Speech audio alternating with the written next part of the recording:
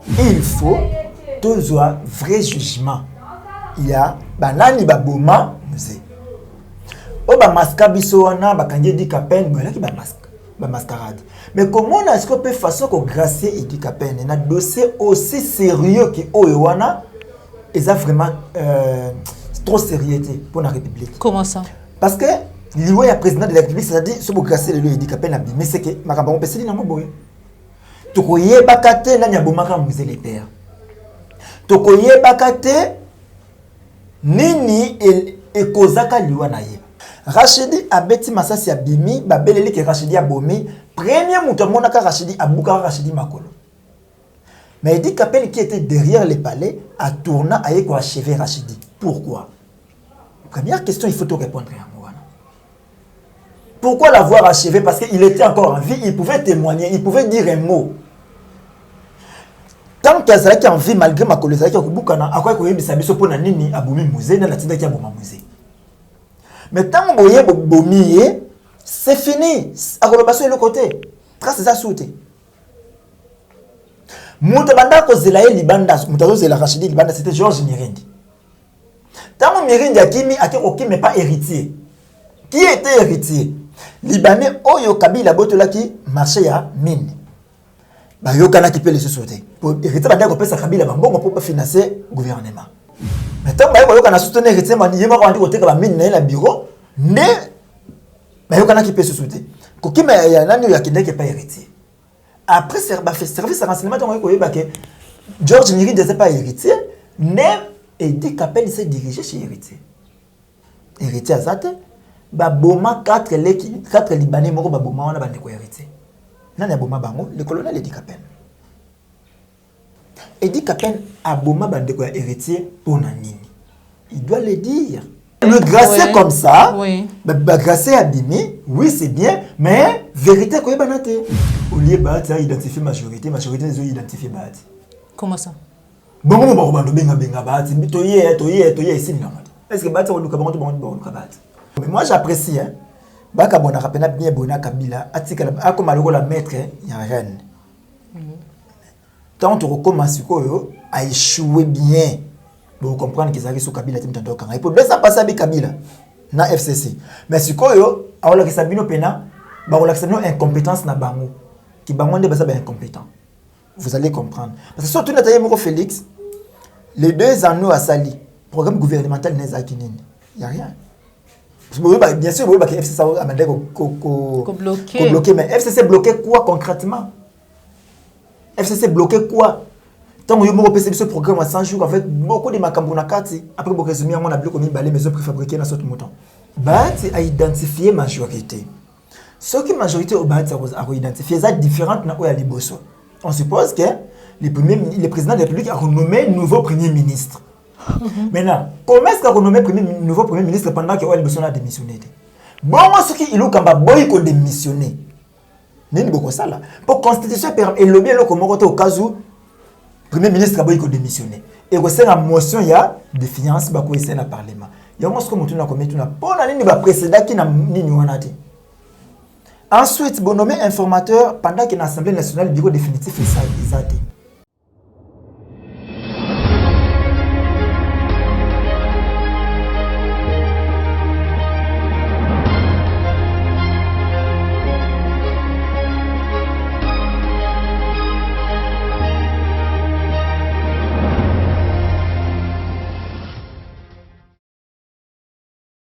Bande Kobalandi à la chaîne de vérité, plus claire télévision, Botenabino, Bipagnon sur vos amis.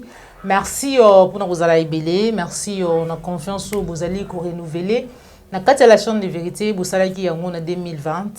Je crois que nous en 2021 pour continuer au salon.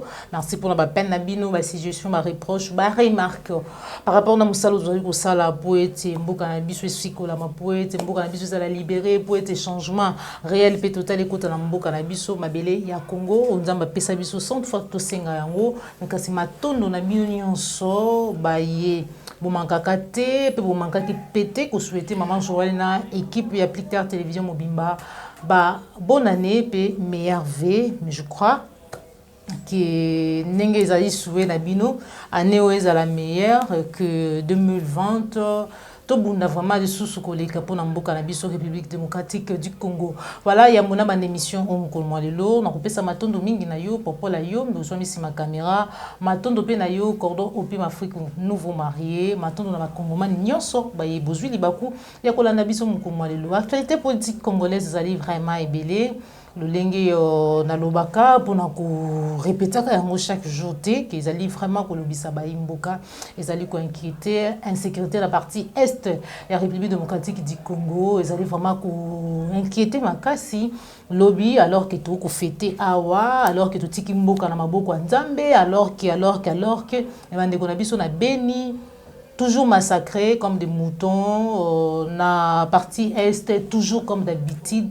Toko rebate situation to kinango tikan toko lobela grâce présidentielle pour na ndekodi kapen ou singeli abima d'ici les 6 toko lobela pe nomination ya informateur ou tozaki kozila enfin informateur à monani na kombo ya bati lukwebo invité na ngam ko lelo ezali bongo Zaïrois congolais Mustapha à qui je dis bonjour mon amboka Zaïrois congolais mbote mama Joël Kombe mbote na ba congomani banso na yo ki le bec bon représenter ba vœu souhaitons que en 2020 ils a la catastrophique local 2021 plutôt la catastrophique local 2020 et sur ce on ne peut que présenter ba vœu les meilleurs à tous les Congolais sikano so bazwami to les qui a été année autobandi et vous êtes la meilleure par rapport à l'année passée, au que ça va quand même bien. Espérons. Voilà, tout espérer. Zaïrois congolais, tout banda vraiment na likambuteli en sécurité. Na Kinshasa ils allaient en Ango, mais apparemment na Kinshasa tous allez vraiment qu'on festoyer, tous allez na bisengo, tous allez na nyonso, tous allez na Ango. Oubliant que bandeko ya biso ba congolais bazana makila lokola biso bazana ba sentiment lokola biso bazana souci ya ko vivre lokola biso bazali chaque jour massacré alors que président de la République Albaka était ko se sentaka fier ya kozala président ba congolais le jour où kimi ko kotaka la partie est ya République démocratique du Congo déjà lobby ba bomaki lelo lususu tubuti kozwa confirmation ko ba ete o tozaki ko yoka o bandeko na biso misusu balobaka ete ezali bongo ba rumeur ezali bongo ba ene mutu bakoloba présence ya groupe rwandaise na kati ya mabele na biso réaction na yo par rapport à l'insécurité nyonso. Bon moni mboko yo après lecture il y a 2020 na moni ke mboko za ko kabwana na bato misatu.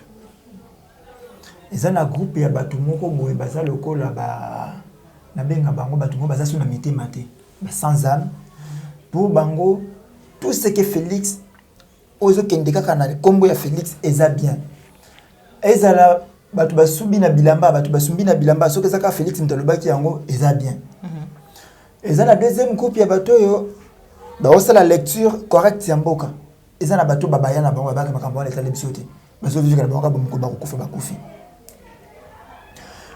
tangu bofandi bolobi ke to komi na fin de l'année batu ba ko festoyer batu ba ko fêter to banda na likambo ya batu ba ko fêter comment peut-on fêter tant que batu bazar misusu na matanga bomoni président de la République il le 31 décembre on peut ça représenter plus batu ba message à ba vœu hein bo fêter malamu malgré corona lui se protège seulement contre la coronavirus il y a ça coronavirus mais partout ailleurs makabozo bato musu bazo évoluer tant soit peu mais bazo ça quand même quelque chose c'est ça coronavirus. Félix na ebandeli amanda na ye arasura ka bana goma ka OK fond dans la est apusani mukeli boso lobby ako se sentait comme président de la République le jour où pe kokotaka na est donc son azui parole na eti le nom ko ba ki mboko za kana mokonzité président de la République a raté tellement que Mboka est le président de la République était, on se réveille un matin, armée rwandaise est s'installée dans le territoire de Kibumba, dans Nord Kivu.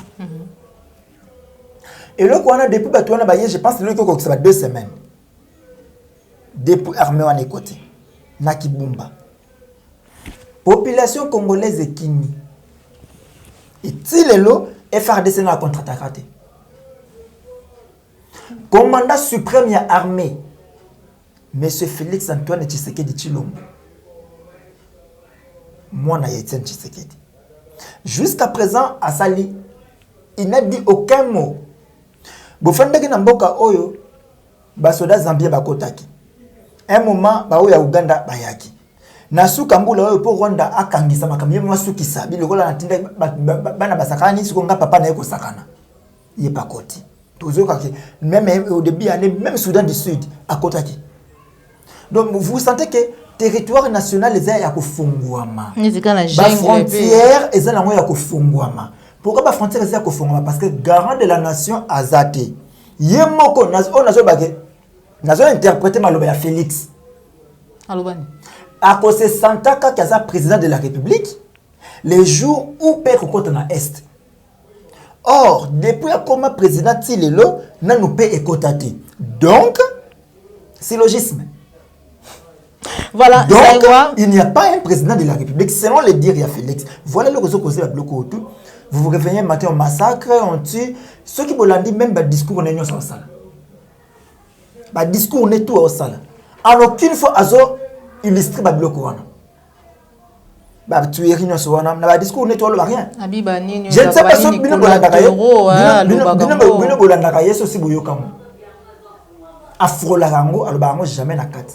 Or ce qui lié à bateau zo bangisa bino teni ko bangisa bino. Voilà. Et bato bazawana bazobelela kaka béton. Béton les lots mo qui quand même qui dit qu'à peine après 20 ans il y a prison à jouer grâce présidentielle où Esengela qui Esengeli vraiment abîma d'ici quelques jours babeti maboko parce que ngana beti maboko ti même si nazali musa pandisa mon plateau mais nazali patriote bato babeti maboko balobi voilà pas fachi béton est-ce kazaka patin entre parenthèses tout vraiment à la kisibino kaza garçon ndenge komoko ba fachi ce que za garçon pour des gens monique non il dit qu'à peine déjà azali ko bimeske population esengeli a sepela zela ba grâce présidentielle ou ya boye be dit qu'à peine ba bima to esengeli à résoudre problème ya congolais sécurité sociale et puis makambo susu ce bo andi ko diriger mboko na batembe seke mboke kufi c'est comme makambo batembe ya salim ba sala kanga pena sala mboke kufi. Bon, et dit qu'à peine ce zone qui va rétro ba vidéo sur la salle quand le bac loco OK. On ne peut pas garder mutumo bolaka sa boloko pendant tant molaye pour rien. Il faut deux vrai jugement. Il y a banani baboma musée. O ba maska biso wana ba kanje dit qu'à peine bolaki ba masque, ba mascarade. Mais comment est-ce qu'on peut façon ko gracier et dit qu'à peine un dossier aussi sérieux que oyowana et ça vraiment trop sérieuxité pour la République. Comment ça? Parce que l'Ivoire est président de la République, c'est-à-dire ce que grâce à lui il dit qu'appelle la mais c'est que Marabon Pesseli n'a pas boy. Tokoye bakate na nyabomaka musée les pères. Tokoye bakate nini et kozaka liwa na ye. Or, pour nangelo konake ko sengesa laki ba fongola jugement wana ba sambisa yango lolenge sengeli. Et dit qu'à peine à s'expliquer, bah compagnon a s'expliquer devant la barre. Congolais tout aïe baké, bah tu vas commander ta liwe à musée et ça pour son gars histoire ya liwe à musée voilà. Quand est-ce que musée le porte à liwe à musée Fungwami? C'est en 98. C'est en 98. A raison. Porte à liwe à musée Fungwami à Kabouani na batu bayaka na ye. Banani bayaka na iba patron na yese qui était le Rwanda. Patron ya musée zaki Rwanda. Paul Kagame a payé une mission qui ndebo déstabiliser Mobutu akende. Batu bayak batambola na musée c'était le Rwanda, ba Rwandais y compris ndambo ba Ougandais. Financé par le Rwanda et les États-Unis d'Amérique. Musée a bandi ko signé ba contrat minier na ba impérialiste pendant ce temps na nazo kimbokate. Mais ils ont signé déjà un contrat minier. Ils ont signé un 100 millions de dollars et pas, je crois à ce moment-là, c'était Bill Clinton. Non, le premier président de la République. Parce qu'il était déjà sûr qu'ils ont posé un boca. À ce moment-là, je me souviens avoir vu une vidéo où un Américain a dit que tant que Moussa Sengaraka, Nyongoana, on comprendra déjà qu'il ne connaît rien de la politique. À ce tour, est-ce que Bill Clinton a fait 100 millions? Avec celui-là, c'est Donc terre même le kyo ça se ko na fingi. Donc azaki na epamba. Aibaki rien. Alors moto yebi rien ba diriger ba commune eti na kata Kinshasa. Après un moment na 98 to tumba ba Rwanda na kata fila Kinshasa. Na ebosani yango. Frustration wana batu ba pesa ki pouvoir ya balukeli bango. Tama balukeli bango ndenga balukela ki bango akangi na bato e bande ko financer batu ba pesa ki pouvoir. Pa batu batinda ki baleki liboso na ba Rwanda. Bane bazaki na sima Rwanda États-Unis. Abalukeli bango susu minere ba ki ko luka ba ozo susu te. Yemo ko bandi ko teka diamant na bureau. Alors ils ont compris que bon voilà moto nga sakana na biso. On doit se séparer de lui. Mais pour que se séparer na ye, fallait qu'il utiliser kaka entourage na ye. Nani a recruté ka ba enfant soldat tout banda ko tambola na ye na musée wana. C'était le général Massasu. Merci ni musée le père apesa Massasu.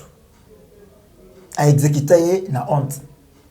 Akosi bakosele makamba kosele bakenda ba bomaye nde ba bomaye. Or ba petit wana musée ya tambola ki na bango. Ils ont petit peu de confiance ya Massasu bazalaki mais batikala toujours na sillage na ye. Yango ka ngongana ngongana ba faut pas ko créer ka ba frustré autour de soi. Bato ya créer ka ba frustré on a ba na wana bana mitu na bango ba yake il faut tout cela na moto. George Mirindi azalelo na Suède. Azalaki enfant soldat recruté par Massasu.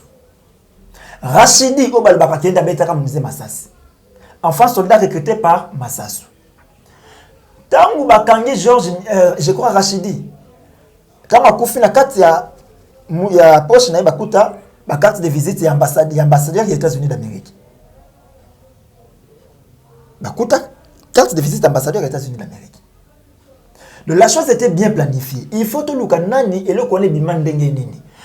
Rachidi aye à côté ndenge ba expliquer kabiso. Kabila na diakab na ye. Le kuta moko zaka na kati wana. Na koki kofanda na yote mutu ayana ayeka ka beti nga Masasi e potiki akei. Parce que yo robinisa se roloba ke yem taki ko beta Masasi. Si réellement mutu na ki ko bomaka yo yebi makambo na te obomanga na yo. To sila na maman akei.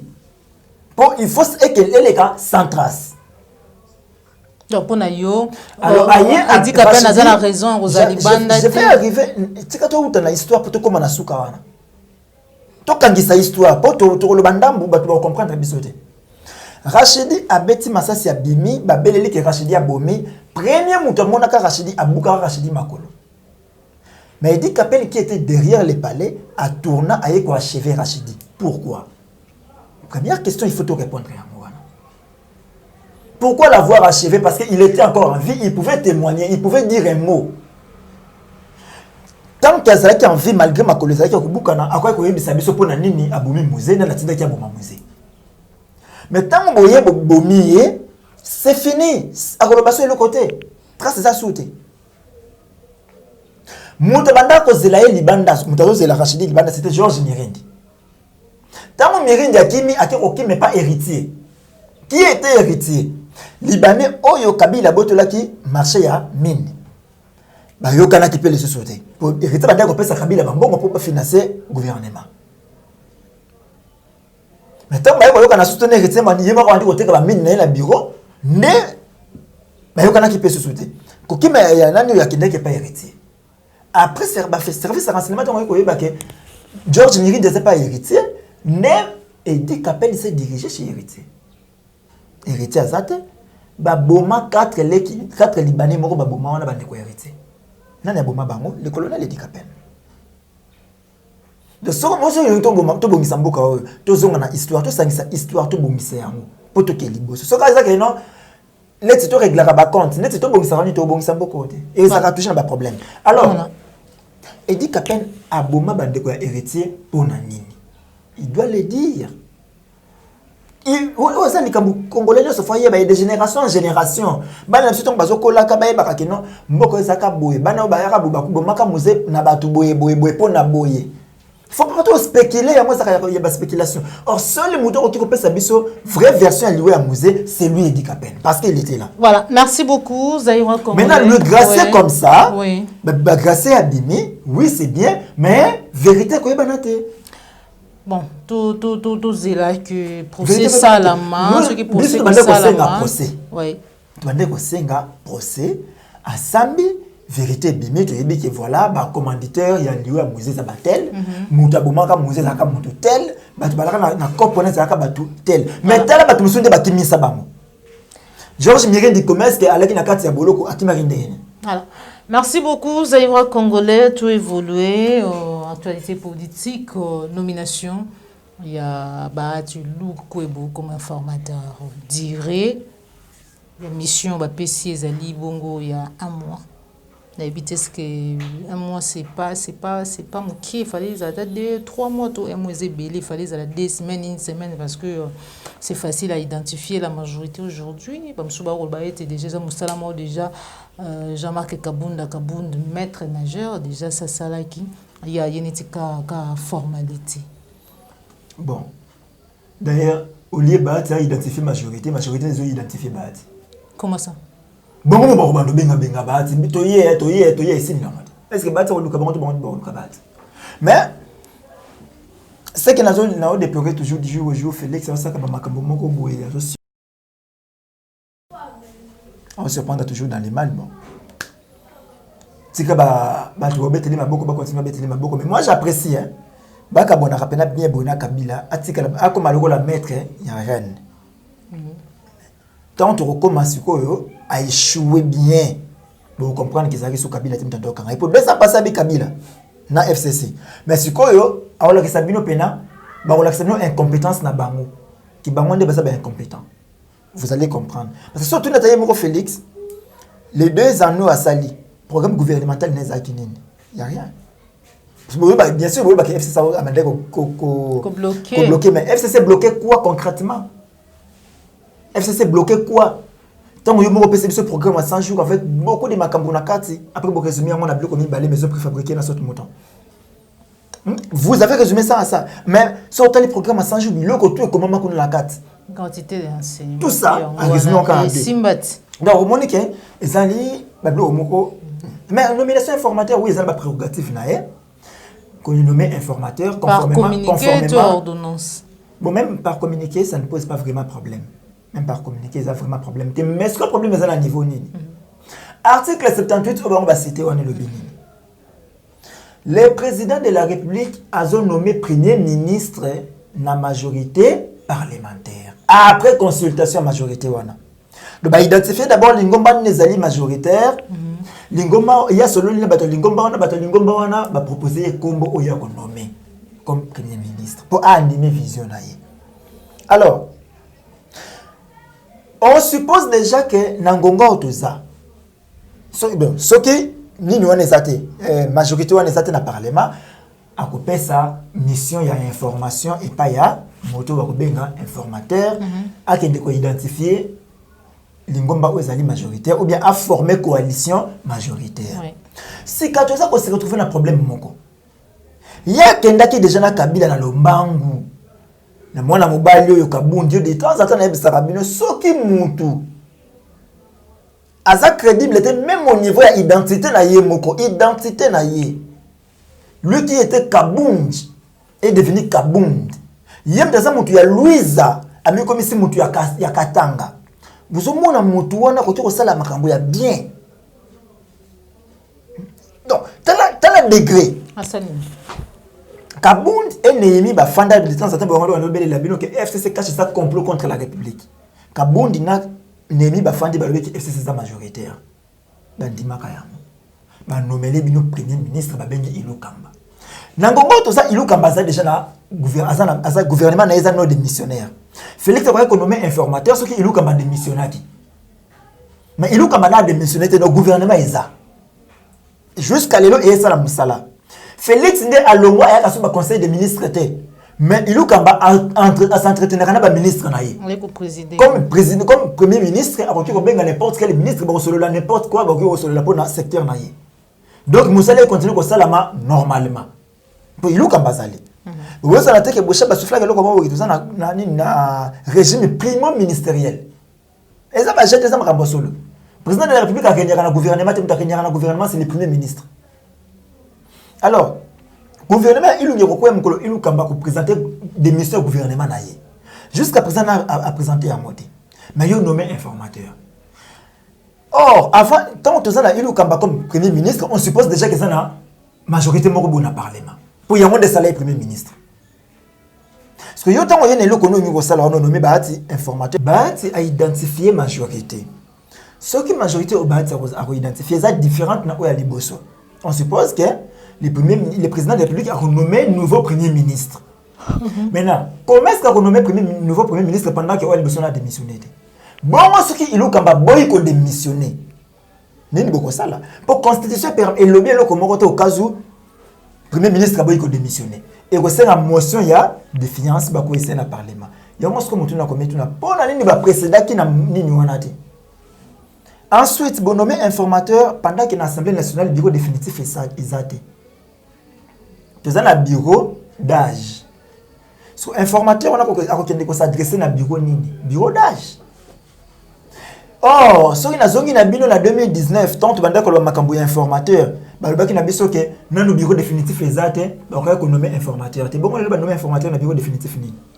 Voilà, question que beaucoup se poser pour beaucoup de réponse.